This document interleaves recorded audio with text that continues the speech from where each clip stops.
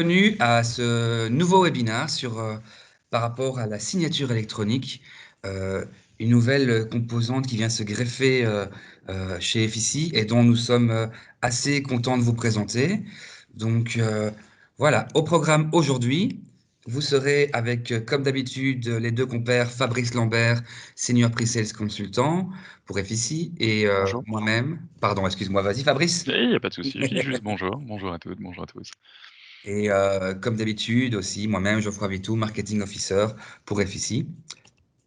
Donc aujourd'hui, comme d'habitude, à la base, nous allons vous redire où est-ce que vous pouvez trouver différentes aides en ligne auprès d'FICI. Ensuite, nous vous présenterons rapidement comment FICI en 2021 se veut être un CRM encore plus connecté avec des API encore plus intéressantes et qui rentrent dans des processus euh, important de votre relation au jour le jour avec vos clients. Ensuite, euh, Fabrice expliquera un petit peu quel type de signature et pour quel document, et nous verrons si Franck peut peut-être nous aider. Franck est le spécialiste chez nous des signatures électroniques, et donc nous avons trois types de différentes signatures électroniques euh, avec des choses beaucoup plus avancées. Et voilà, c'est important de bien comprendre. Donc nous avons fait un slide pour ça. Et puis ensuite, évidemment, nous passerons à la démo à proprement dit pour que vous réalisiez un peu comment de manière simple, cette signature électronique se fait avec les documents dans FICI. C'est parti, Fabrice? C'est parti, c'est parti. Alors, pour commencer, donc, comme rappel, comme d'habitude, dans votre FICI, vous avez toujours l'aide en ligne, Online Help pour si vous avez votre FICI en anglais, qui vous permet de trouver déjà tous les user guides et de voir un petit peu par vous-même, de faire suite à nos webinaires pour revoir les informations. Tout est vraiment très bien documenté et assez simple à suivre. Donc, si vous avez des questions, la première étape est toujours d'aller directement là. C'est très simple. Ensuite, on vous le rappelle, le but des webinaires est de vous expliquer à la grande louche, comme on dit, les nouvelles features, les nouvelles fonctionnalités et ou de vous rappeler comment utiliser au mieux le FICI, comment collaborer au mieux dans votre équipe. Mais ça ne remplacera jamais les formations en ligne qui vont beaucoup plus loin, qui sont faites et pensées pour euh, éclairer toutes les fonctionnalités et d'aller de A à Z et dans tous les processus. Donc, ce qu'on vous conseille, c'est aussi d'aller sur votre extranet et de voir les cours en ligne, de vous inscrire. Nous avons une formule qui fonctionne de mieux en mieux, qui sont les formations récurrentes, recurring training en anglais. Et, euh, et donc là, vous pouvez vous inscrire pour un prix qui est vraiment pas dérisoire, mais qui est un forfait beaucoup moins important qu'un prix pour un cours et qui vous permet à tous les utilisateurs de pouvoir se connecter et de pouvoir suivre des trainings durant toute l'année à des rythmes réguliers et donc d'avoir vraiment une formation avancée. Ceci étant dit, passons maintenant à FICI en 2021. Pour nous, nous avons réfléchi à différentes connexions, encore des API en plus qui n'arrêtent pas de se développer. Et donc, c'est pour ça que on a pensé à des quatre axes de développement pour FICI en 2021. Le premier, c'est un CRM connecté. Ce sera vraiment la partie dont nous allons vous parler. Des nouveautés fonctionnelles qui vous aident dans tous vos processus de A à Z. Ensuite, une meilleure ergonomie des FICI et un CRM sécurisé parce que, évidemment, on entend de plus en plus des attaques de phishing, des obligations de respecter le GDPR. Voilà, avec votre CRM belge et européen, le CRM est sécurisé. Donc, c'était vraiment ces axes sur lesquels on voulait encore plus travailler en 2021. Oui, Alors, pour ceux aujourd'hui, qui oui. souhaitent voir peut-être quelques éléments justement concernant les nouveautés, l'ergonomie et la partie CRM sécurisée, moi je vous invite à aller voir sur notre chaîne YouTube. On a fait plusieurs présentations sur ces différents sujets. Aujourd'hui, on se concentre uniquement vraiment sur la signature électronique, mais d'autres webinaires proposent vraiment plus de détails concernant les nouveautés fonctionnelles, l'ergonomie et l'aspect sécuritaire. Nous aurons peut-être l'occasion d'en parler à un autre moment aussi, Fabrice, à un autre Oui, webinaire. tout à fait, bien sûr. Tout à fait. Alors, pour le CRM connecté, euh, nous avons différents API où nous avons créé des connecteurs génériques. Donc, pour la marketing automation, dont nous pourrons peut-être parler lors d'un autre webinaire, qui est aussi très intéressante, et aussi aujourd'hui, surtout, la signature électronique. Donc, la signature électronique est implémentée aujourd'hui avec trois solutions possibles, différentes, qui sont extensibles et faites avec d'autres partenaires. Alors, qu'est-ce que le connecteur de signature électronique peut faire? Ben, il va vous aider à réaliser des signatures électroniques de documents, de pouvoir avoir plusieurs contacts et même des groupes de personnes qui peuvent signer ces documents, des personnes chez vous, des personnes externes, et tout cela avec un suivi dans le CRM via des notifications, via des documents qui reviennent aussi après avoir été signés dans FIC, et évidemment une historisation des signatures et une historisation de toutes les manipulations qui auraient pu être faites pour que vous sachiez à chaque fois, si par exemple vous prenez euh, le dossier d'un collègue, que vous sachiez à chaque fois toute l'historique qui s'est passé. Alors, Fabrice, c'est là maintenant que ma partie technique se limite un petit peu et que je vais te demander ton aide pour expliquer comment fonctionnent les relations entre FIC et les connecteurs de nos partenaires et Oui, les signations. oui, pas de souci. En fait, ce que va faire Effici, si on observe ce schéma, c'est que Effici se connecte au travers de ce connecteur générique à différents types de prestataires tiers. Donc, on a identifié Connective, Universign et Usign qui sont actuellement supportés. On est en train de travailler sur la mise en place aussi de l'extension de ce connecteur vers DocuSign.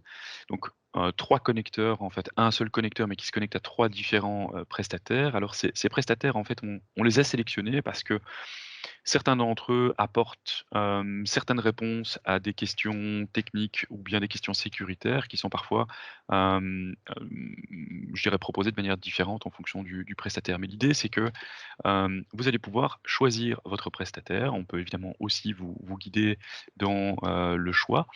Mais globalement, Effici est vraiment, indépendant de ces 3 prestataires. Donc le connecteur va se connecter en fait à l'un de ces 3 prestataires pour pouvoir envoyer les documents et envoyer à ces prestataires les documents qui doivent être signés. Et toute la partie en fait de gestion de la signature en soi, donc de l'envoi de l'email vers votre interlocuteur tiers, la réception de sa signature, le retour et la certification en fait de la signature, tout ça se passe au niveau de soit Connective, Universign et Usign.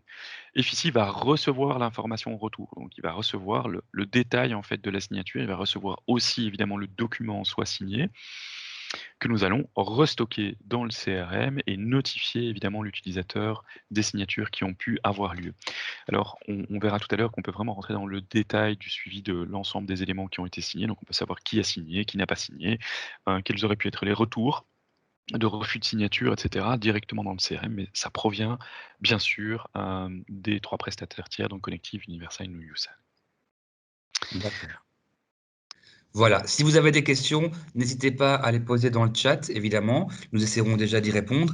Et de toute façon, après la démo qui va arriver, comme d'habitude, nous aurons une section questions-réponses pour laquelle nous serons heureux de vous aider.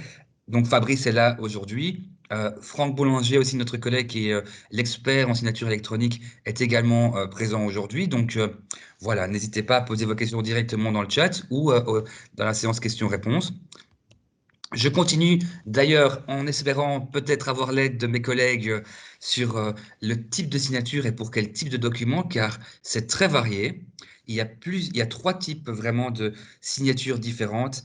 Et si Franck, tu es là, peut-être que tu peux prendre un petit peu, euh, tu peux te unmuter et essayer d'un peu d'expliquer peut-être.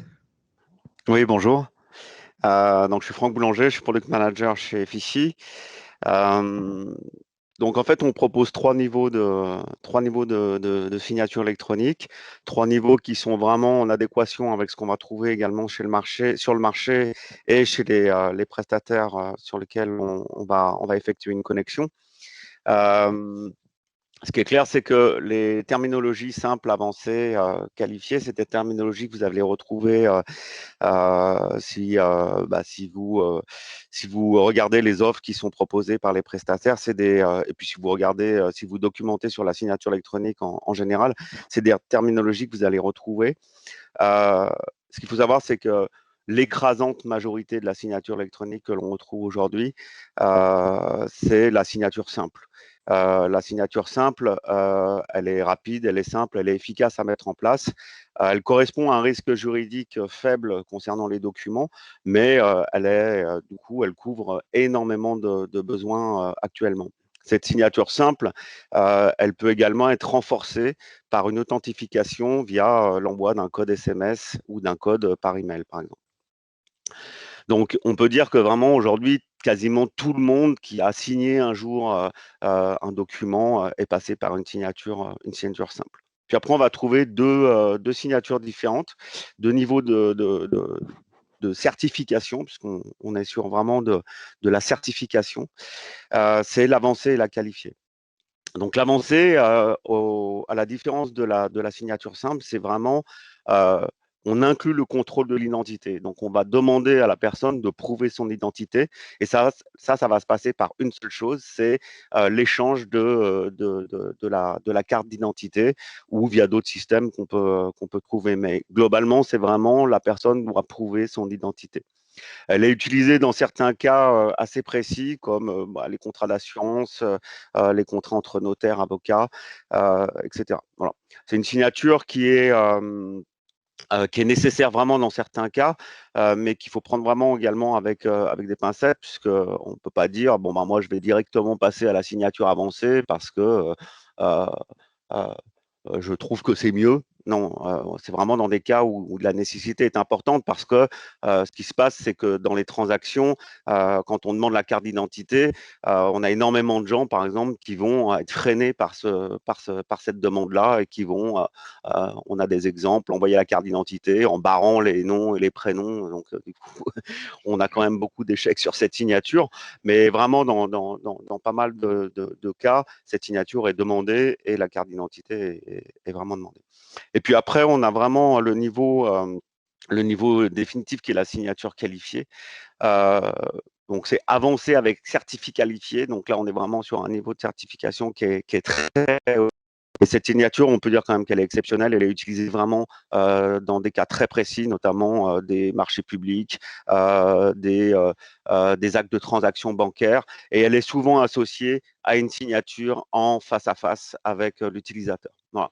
Elle demande également, cette signature qualifiée, que le client ou la personne qui veut mettre en place cette certification, enfin ce type de signature, accède également à un niveau de certification. Donc, il y a tout un processus qui doit se mettre en place pour mettre en place ce niveau de certification. Voilà. Donc aujourd'hui, le connecteur standard permet d'adresser ces trois niveaux. Évidemment, en revanche, en fonction du prestataire que vous choisissez, il est possible que certains niveaux, notamment on va parler surtout de l'avancée avec certificat qualifié, ne soient pas disponibles ou soient disponibles avec des conditions particulières. La chose la plus importante à retenir, c'est que 97% des signatures sont faites en signature simple et ça, les standards aujourd'hui sur notre connecteur. Voilà. Franck, Ouais. j'ai une petite question. Si mes souvenirs sont bons, si un de nos clients souhaite accéder à un niveau de signature qualifié, comme tu le dis, donc il y a du travail qui est à effectuer au niveau du prestataire tiers, mais il y a aussi une partie de service qui serait nécessaire pour la mise en place, en fait, du côté des fichiers, en fait, hein. C'est pas aussi Voilà, c'est simple que ça. ça, quoi. C'est ça. Ce qui se passe, c'est que quand on est vraiment au dernier niveau, déjà il y a un acte de la part du client pour devenir, donc je me rappelle plus exactement le terme, mais euh, prestataire d'enregistrement ou de certification. Mmh. Et surtout derrière, quand on a du coup besoin d'une signature en face-to-face, en face à face, ben, il va Mmh. falloir quand même mettre en place toute une architecture, toute une interface qui permette à l'opérateur de réaliser cette signature en face-to-face. Donc, en effet, il y a une notion de Ouais. prestation, de service, de formation qui est derrière et qui est assez importante. Ouais, tout à fait. Mais bon, comme tu le disais, nous, on va se concentrer principalement sur, les signatures, simples, dans le cadre de l'utilisation Mmh, du CRM. Exception faite évidemment de certains de nos clients qui pourraient être des mutuelles, c'est ça. des assureurs ou bien des notaires ou avocats. Et dans ce cadre-là, il est vrai que certains prestataires incluent déjà des modules de contrôle de l'identité où, ils peuvent, prendre une photo de la carte d'identité et leur envoyer et puis c'est le prestataire tiers qui gère en fait Voilà, aujourd'hui, les cette 3 validation. prestataires sélectionnés incluent tous, Mmh, un niveau avancé. voilà, tout à fait. Très bien, D'accord. Très bien. Merci beaucoup super. Franck, Merci Franck. c'était vraiment des explications, très détaillées et importantes, nous pensons, pour bien comprendre les différentes, manières d'avoir des signatures électroniques. Maintenant que nous avons, bien creusé, que nous avons, bien mis en place toute la théorie un peu autour de cette signature électronique, il est temps de passer à la démo et de visualiser un peu en pratique ce que ça veut dire. Donc, maintenant je vais te passer la main Fabrice pour que tu montres un peu, à tout le monde comment ça se passe de manière pratique? OK. Alors Geoffroy, tu vois mon écran? Oui, Yes? tout à fait. OK, super. Donc grosso modo, comment se lance en fait une demande de signature au travers d'Efficie? Là, je me suis connecté sur une base de démonstration pour pouvoir faire l'exercice. Ce que je vais faire, c'est je vais simuler le fait de rajouter un nouveau document, dans Efficie. Donc imaginons que je rajoute un document vide, vierge par défaut. Je vais l'appeler, document à signer. Voilà. Ce document assigné, évidemment, il peut provenir d'un modèle Efficie que vous auriez pu exécuter. Donc vous auriez pu, générer une offre, classique dans Efficie, puis, demander au système de générer un PDF à partir de cette offre et puis évidemment, partir de là pour demander des signatures. Mais ce que je vais faire ici, c'est que je vais prendre tout simplement un PDF qui est déjà existant. Je vais le remonter dans Efficie et ce document, je vais demander d'activer une signature. Donc pour le faire, en fait, on a plusieurs alternatives. Donc on a la possibilité d'avoir une demande de signature, tout comme on pourrait avoir plusieurs documents à signer avec plusieurs demandes de signature. Dans ce cadre-ci, je vais demander une seule signature. Alors, pour reprendre en fait, les éléments qu'on a pu voir, on voit effectivement signature, les différents niveaux présents directement dans le type de certificat qui est demandé. Une petite description, alors cette description, elle va arriver en fait dans l'email qui va être adressé à votre contact externe, lui demandant de signer. Donc ici, je vais par exemple, placer, «Pourriez-vous signer ce document?» Voilà et on sélectionne le fichier en soi qui nous intéresse. On ne peut signer évidemment que des PDF dans ce cadre-ci. C'est la première partie. On a choisi son type de signature, la langue dans laquelle on va travailler avec le prestataire externe. Et ici, le fichier à sélectionner. Ensuite, vous allez pouvoir déterminer en fait ce qu'on appelle le workflow, le parcours de signature. Donc, ce que je vais faire, c'est j'ai un accès directement au contact interne présent dans la base de données, mais vous pouvez aussi utiliser évidemment vos collaborateurs pour demander des signatures en interne. Donc, imaginons que je sélectionne plusieurs utilisateurs, dont Patricia, Fabien, Marie-Paul et puis moi-même. Voilà. Comme on le voit ici, j'ai 4 personnes qui vont devoir signer et ces 4 personnes, pour l'instant, dans le flux, vont devoir signer à tour de rôle. Donc en premier lieu Patricia et si Patricia signe, la demande va être envoyée à Fabien, ensuite à Marie-Paul et ensuite à moi-même. Alors, ceci, c'est vraiment un processus simple, mais vous pouvez aussi regrouper les contacts externes. Donc, on pourrait déterminer que la première étape, nous avons 2 signataires qui vont devoir appliquer leur signature avant de passer à Marie-Paul et ensuite à moi-même. On peut bien sûr faire des groupes multiples, 1, 2, donc pour obtenir en fait directement 2 groupes distincts qui doivent signer de manière commune ce document. Alors comme je suis en démonstration et que je ne vais pas m'amuser à signer 4 fois le document, ce que je vous propose, c'est que j'enlève en fait les différents, signataires qui ne sont pas liés à cette démonstration. On va juste garder, mon profil et je vais lancer la transaction. Donc je demande en fait que Efficie envoie, cette demande de signature et là, c'est le moment où l'outil se connecte justement au prestataire tiers. Alors comme vous le verrez, pour la démonstration, on utilise dans notre cas de figure, Connective et donc Connective va m'envoyer un email. Voilà, je viens de le recevoir, je vais vous l'ouvrir et vous le présenter. Donc ils m'ont envoyé un petit email, hein, qui m'invite à signer un document avec un lien qui me permet de directement accéder au processus de signature au sein même de connective. Donc on attend juste le chargement du document. Voilà, donc c'est un document interne avec des éléments qui ont été positionnés. Et comme on peut le voir, à la fin du document, lorsqu'on effectue sa demande, alors hop, je vais descendre jusque tout en bas, oui, il y a un endroit en fait où la signature est censée venir s'insérer en bas de document. Donc là, ça fonctionne en fait avec des modèles de signature et vous déterminez les endroits où vous allez pouvoir imposer la signature. Ce que je dois impérativement faire, c'est certifier que j'ai lu tout le document. Alors pourquoi? Parce que quand on travaille avec une signature électronique, on signe une fois le document, qu'il soit au tout début du document ou à la fin du document, ça doit certifier la globalité du document.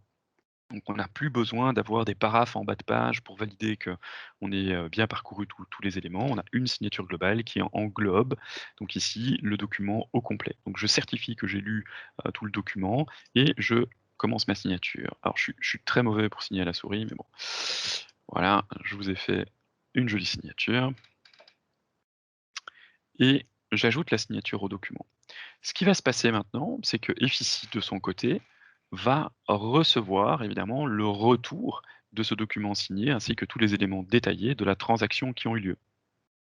Donc ce que je vais faire, c'est je vais tout simplement prendre mon document Effici que j'avais initialement envoyé, et le processus normalement de synchronisation entre les deux outils va prendre 1 minute, 2 minutes, dépendant un peu des rapidités de transfert, entre les différents prestataires. Ce que je vais faire ici pour accélérer un petit peu le processus, c'est je vais demander en fait au système de, récupérer, de rafraîchir le statut en fait, histoire de gagner du temps pendant la démonstration. Donc ce que le système fait ici maintenant, c'est il pose la question en direct, hein, à Connective pour pouvoir rapatrier les éléments de signature, de manière un peu plus, rapide. Et donc, voilà, je vois que j'ai une signature qui a été, totalement effectuée. Et si je rentre dans le détail, je vois que on a bien un document qui a été envoyé, une transaction qui a été envoyée pour une signature simple. On retrouve le document en soi qui a été envoyé pour signature et on voit que Fabrice Lambert en fait a signé le document aujourd'hui à 9h53. Donc ces éléments-ci, ils sont vraiment inscrits dans le document. Donc on gardera cette trace évidemment ad vitam au niveau du document. Deuxième point clé, c'est qu'au niveau du porte-document, on retrouvera le document initial et le document qui a été signé. Alors on le reconnaît évidemment parce que le petit sigle de la signature a été imposé ici en bas à droite. Je vais vous ouvrir le document pour que vous puissiez avoir une... Ah oui, ok. Il m'ouvre une autre fenêtre parce qu'il download le document en bas à droite. Voilà. Hop, hop, hop. Et donc je retrouve mon document initial. Et si je me déplace jusqu'en bas de document, je vais bien retrouver la signature avec le certificat complet qui inclut donc le prestataire qui a ici validé la signature, moi-même qui ai imposé ma signature, le jour, la date et l'heure, et la signature en paraphe par au-dessus du, du certificat.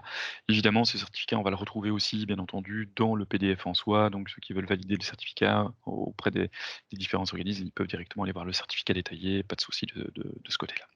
Voilà, c'est un processus en fait assez simple à mettre en place et surtout qui vous permet de ne pas avoir besoin de sortir de votre CRM pour pouvoir pousser du document vers vos contacts externes ou vos collaborateurs qui devraient imposer une signature sur des documents. On reste dans le cadre du CRM et on dit juste OK, je demande la signature. Et FICI s'occupe vraiment de communiquer toutes les informations, les documents, etc. avec les prestataires tiers pour que le processus soit bien sûr certifiant dans ce cadre-ci. Voilà, c'est tout ce que j'avais à montrer sur le processus de signature de mon côté.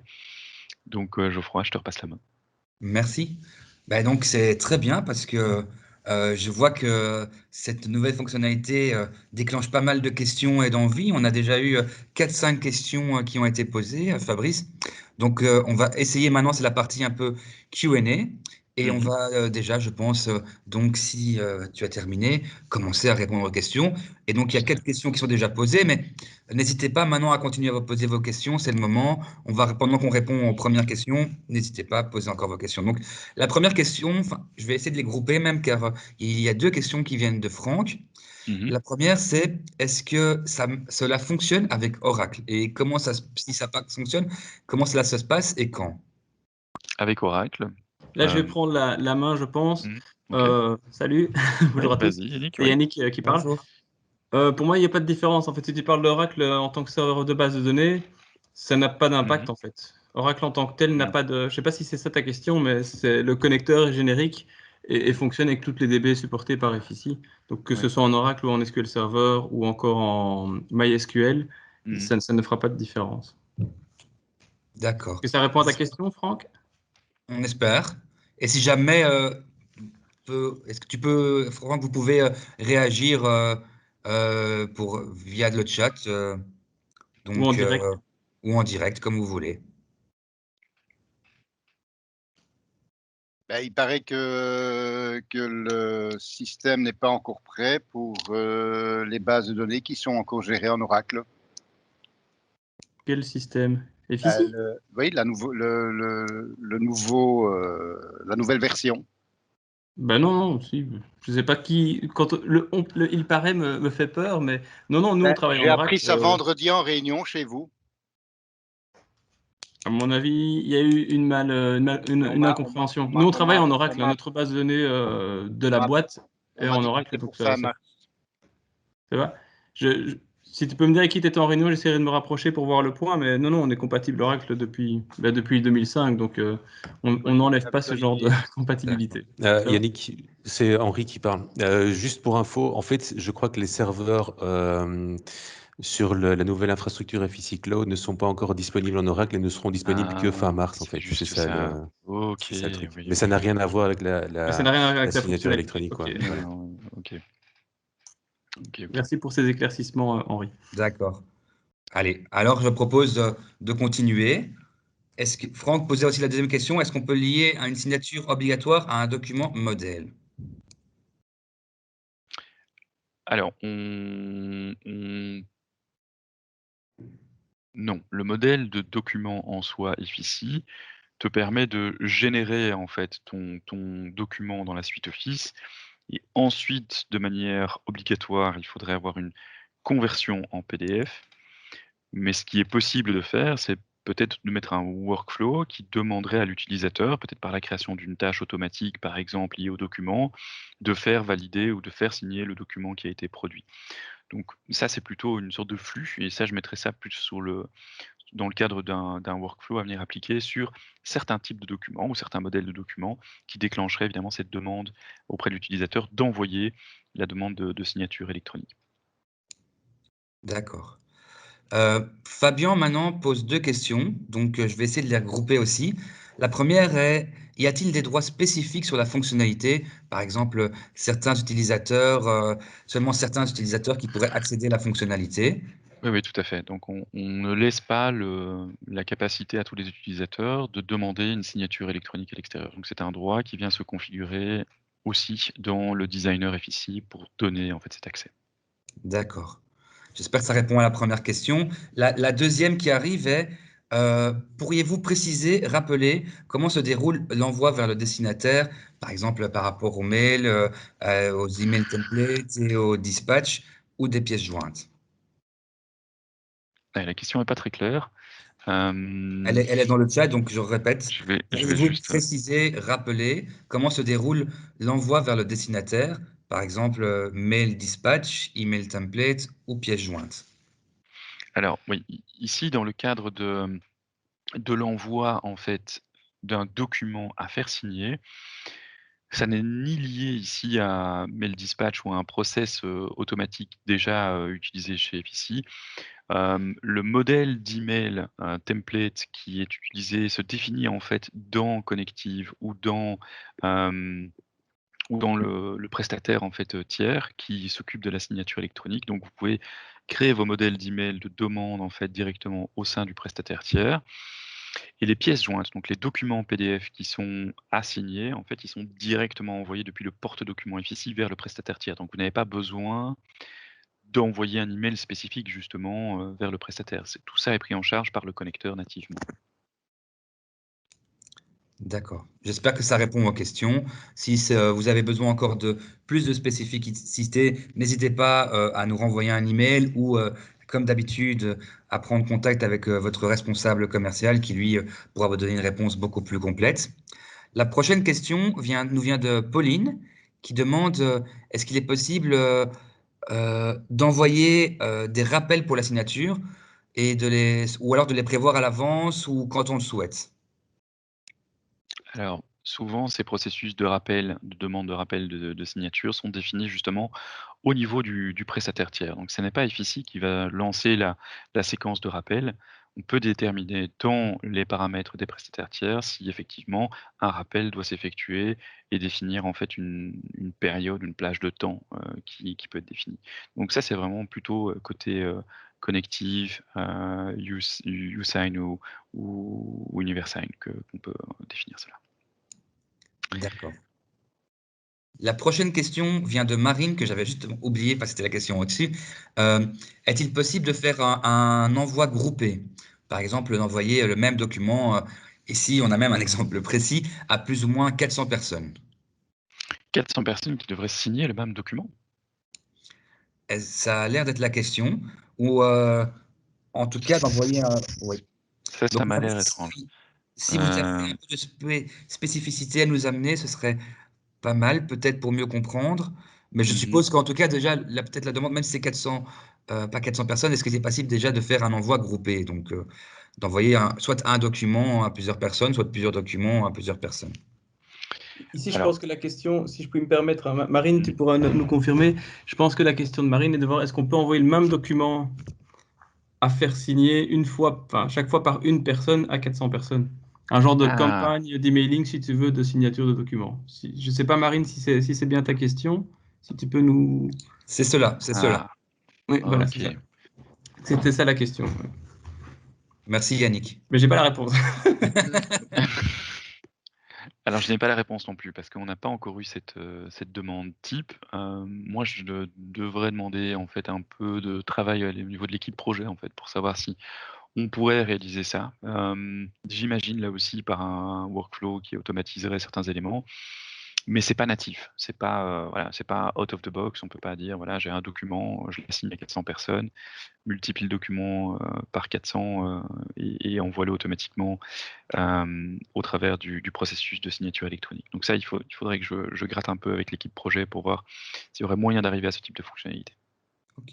Bah, écoute, l'avantage, c'est qu'avec ce genre de webinar, on peut Oui, aussi avoir ça les retours de nos clients qui nous permettent de réfléchir aussi plus loin. Et donc, Marie, si cela vous va, on va bien noter votre question, en reparler en interne et peut-être essayer de vous recontacter quand on aura une réponse sans problème. Je prends bien note de la question et on fera le suivi.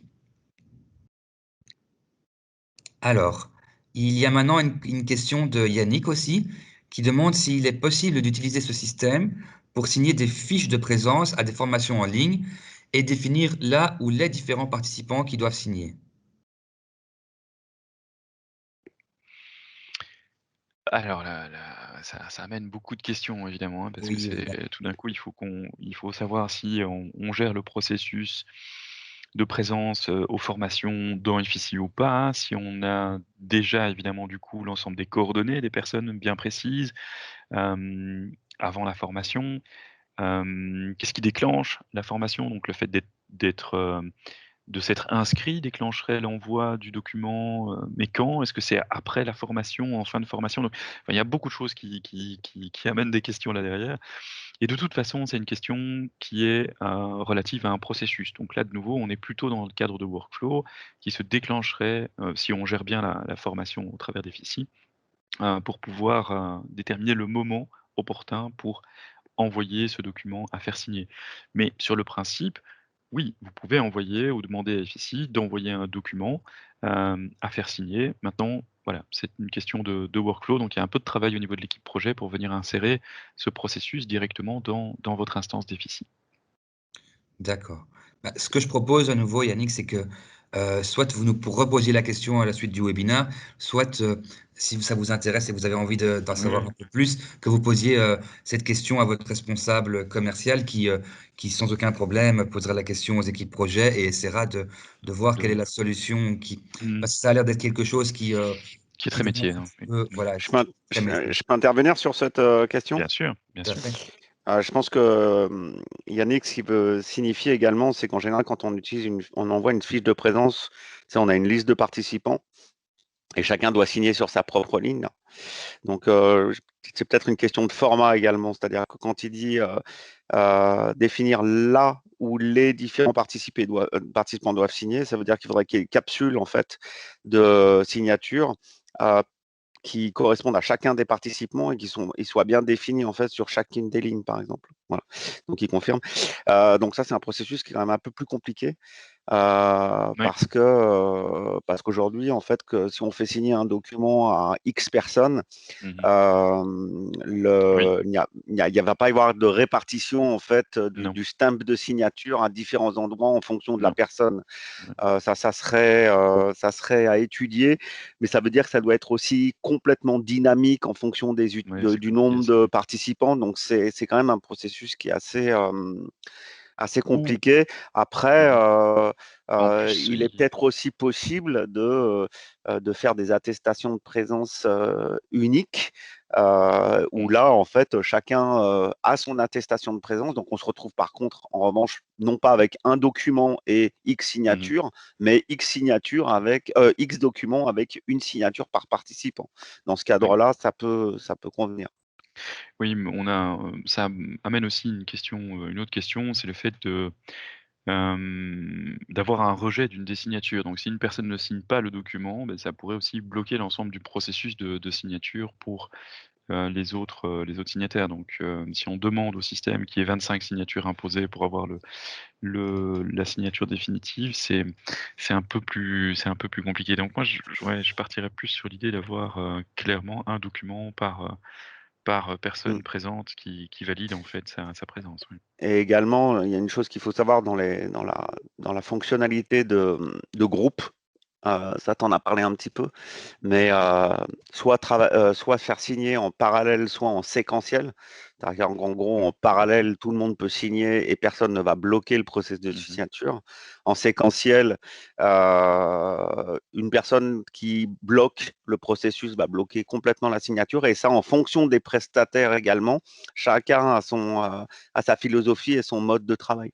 Donc, c'est vrai que dans le cadre d'une signature, d'une fiche de présence, s'il y en a un qui refuse de signer ou qui ne signe pas et que ça bloque tous les autres, ça va être compliqué. Alors, j'ai une question de Fabien qui est intéressante et qui a justement déjà été remontée. Franck, si tu te souviens de l'élément, c'est est-ce qu'on peut effectuer un commentaire, par exemple, lorsqu'on signe ou si on refuse de signer le document et d'avoir évidemment ce commentaire en retour dans FICI sans avoir besoin d'ouvrir le document. Alors, c'est un des éléments qui, par défaut, n'était pas présent dans le connecteur, mais Franck, si mes souvenirs sont bons, on a déjà demandé que la remontée des commentaires soit effective dans le connecteur. C'est correct, hein? Voilà, c'est ça. De toute façon, il y a le connecteur va continuer à évoluer. Donc, comme tu disais, aussi pour intégrer DocuSign, mais aussi pour s'améliorer fonctionnellement en fonction également des retours clients.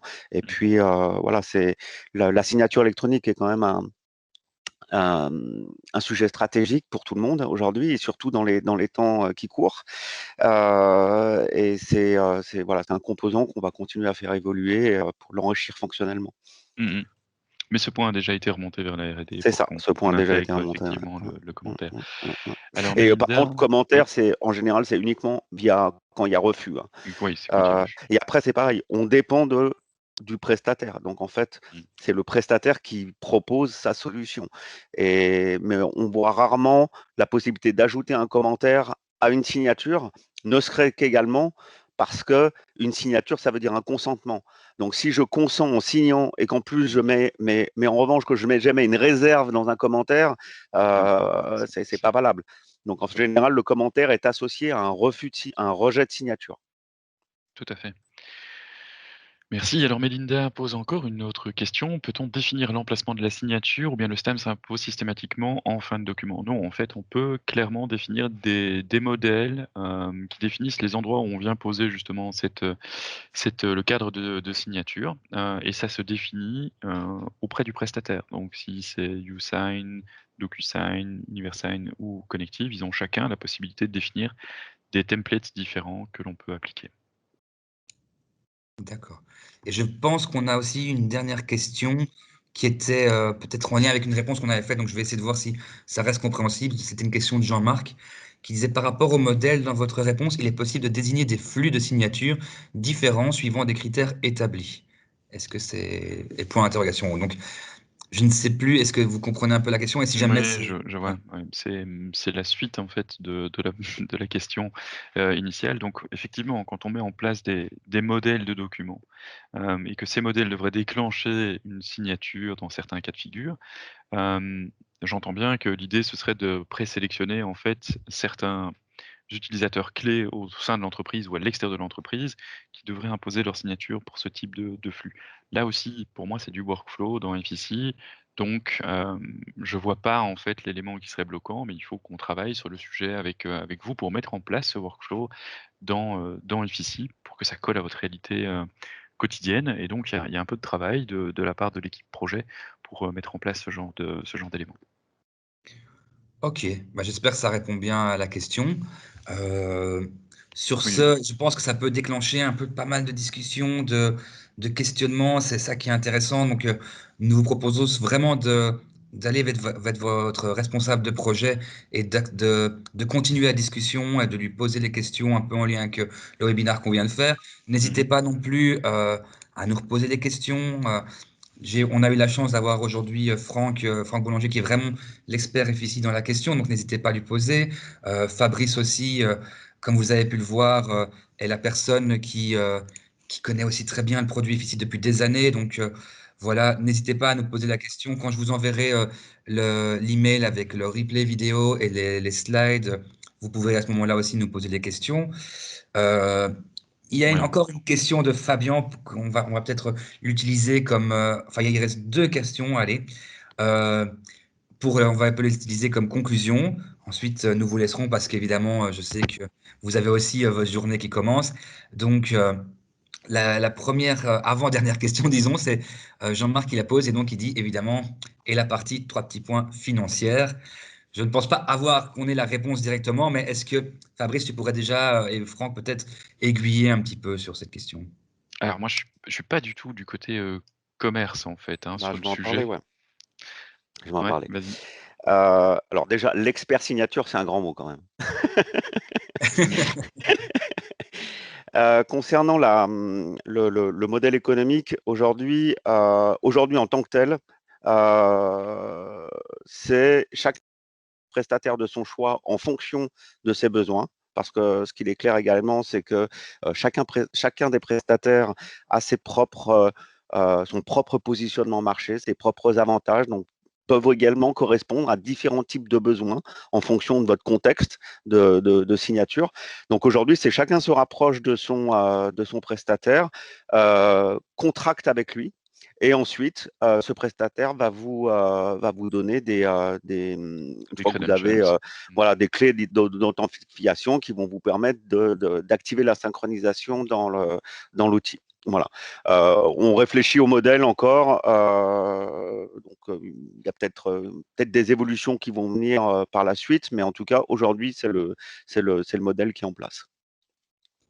D'accord. Tout à Et fait. c'est peut-être en lien avec la question de Fabien, justement, qui disait au niveau des prestataires tiers, est-ce que c'est FICI qui gère l'intégration ou est-ce qu'on doit gérer la prise de contact nous-mêmes? Alors, Bah, aujourd'hui, en effet, chacun gère sa prise de contact, chacun choisit son prestataire, et ensuite l'intégration est quand même très simple à mettre en place, hein. ouais, Donc ouais, il tout y à a fait. vraiment pas grand-chose à faire. Voilà. D'accord.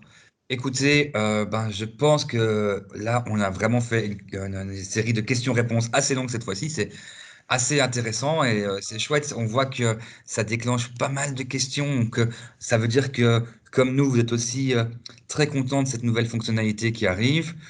Euh, voilà, bah, je pense que maintenant, après 45 minutes, comme d'habitude, il est peut-être l'heure de vous laisser, de continuer à vaquer à nos occupations, comme on dit. Mais vraiment, un grand merci Oui, merci. pour vos questions. Voilà, on espère avoir pu le plus répondre possible. Comme vous avez pu le voir aussi, comme c'était une nouvelle fonctionnalité, il y a encore plein de possibilités, d'évolutions, d'idées qui peuvent arriver. Et donc, on le voit avec vos questions, vous déclenchez parfois même des réflexions qui sont importantes, auxquelles on n'avait peut-être pas toujours pensé. Donc, merci beaucoup. Merci à Franck de nous avoir un peu aidé en venant comme ça sur la balle, un peu en live, comme on dit. C'était un Donc, plaisir. merci beaucoup. C'était un plaisir. Merci Fabrice, Merci, comme Franck. d'habitude. Avec plaisir. Voilà, les comparses depuis plus d'1 an maintenant pour les webinars. Donc, on espère que ça a été utile pour vous. On n'a plus qu'à vous souhaiter une très bonne journée et à très Bonne bientôt. journée à toutes. Bonne journée à tous. Bonne Au journée. revoir.